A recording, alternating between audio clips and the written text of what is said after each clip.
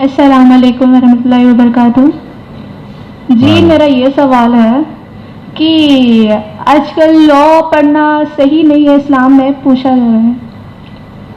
لا پڑھنا صحیح نہیں ہے؟ جی کیونکہ اس میں جھوٹ بولنا پڑتا ہے اس کے لیے. اچھا، آلموسٹ تو یہی بول رہی کہ اس میں جھوٹ بولنا پڑتا ہے. ہمارے یہاں لکھنؤ میں ایک سینئر ایڈوکیٹ آف الہ آباد ہائی کورٹ لکھنؤ بینچ کے تھے، مسٹر شفیق الرحمان ایڈوکیٹ. انہوں نے طے کر لیا بالکل شروع میں کہ کسی قیمت پر میں کوئی جھوٹا کیس نہیں لوں گا. تو مہینوں بلکہ شاید 2-3 سال ان کے پاس کوئی کیس ہی نہیں آتا تھا، خالی بیٹھے رہتے تھے. مگر یہ ہے تقویٰ اور یہ ہے ایمان کی مضبوطی کہ انہوں نے طے کر لیا کہ میں کچھ بھی کروں گا، کسی آفس میں کلرک بن جاؤں گا، لیکن میں جھوٹا کیس نہیں لوں گا. اب اللہ نے ان کو ان کا امتحان لے کر، اللہ نے ان کے استقامت دیکھ کر اب فیصلہ کرنا شروع کیا، اور ایسے ایسے کیسز آنے شروع ہوئے جن میں کوئی جھوٹ نہیں تھا، خالص مظلوموں کے کیس.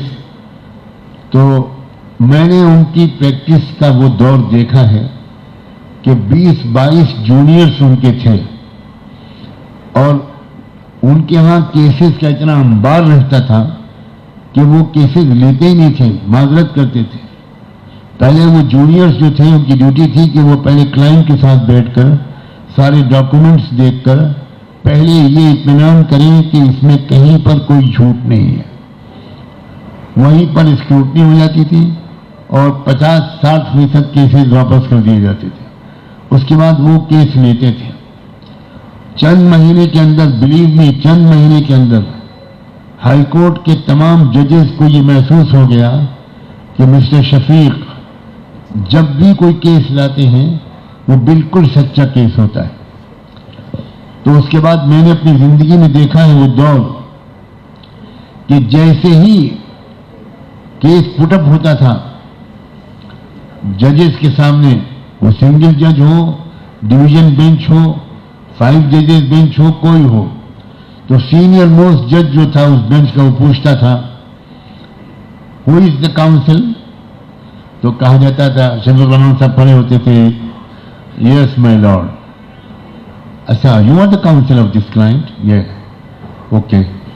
تو ان سے کہتے تھے okay please take your seat. اس کے بعد جو مخالف وکیل ہوتا تھا، سرکاری وکیل، اس سے وہ جج پوچھتا تھا کہ آپ نے فائل پڑھ لی ہے؟ یس سر فائل پڑھ لی. آپ بتائیے آپ کو کیا کیا آبجیکشنس ہیں، کیا آرگومنٹ ہے آپ کے. تو وہ مخالف وکیل پورا آرگومنٹ کرتا تھا. اس آرگومنٹ کے جواب وکیل صاحب دینے کھڑے ہوتے تھے، شفیق الرحمان صاحب. تو جج کہتا تھا نو نو پلیز ٹیک یور سیٹ، اور جج خود جواب دیتا تھا آن بہاف آف مسٹر شفیق الرحمان. وہ جج آرگومنٹ کرنے لگتا تھا، یہاں تک کہ شفیق الرحمان صاحب کو کبھی کبھی 2 جملے نہیں بولنے پڑتے تھے، کبھی کچھ تھوڑا سا بریف ٹاک کرنی پڑتی تھی. اور پھر سکسیس ریٹ ان کا یہ مشہور ہوا کہ 100% سکسیس ریٹ ہے. جس کیس کے وکیل شفیق الرحمان بن جائیں گے اس میں شفیق الرحمان کے خلاف فیصلہ جائز.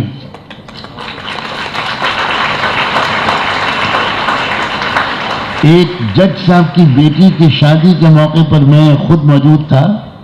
تو چیف جسٹس کی ٹیبل پر مجھے بٹھایا گیا.